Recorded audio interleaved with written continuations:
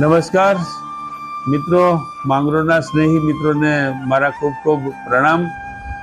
દિવાળીના પાવન પર્વ નિમિત્તે આપ સૌને હું શુભેચ્છાઓ પાઠવું છું અને નવા વર્ષની જય શ્રી કૃષ્ણ પણ કહું છું.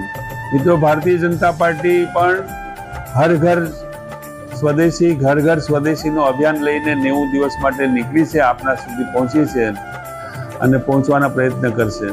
ત્યારે આ નવા વર્ષના દિવસોમાં આપનું આરોગ્ય ખૂબ સમૃદ્ધ રહે, આપ આર્થિક રીતે ખૂબ સુખમય બનો, આપનો પરિવાર સુખમય રહે એવી હું ઈશ્વરને પ્રાર્થના કરું છું.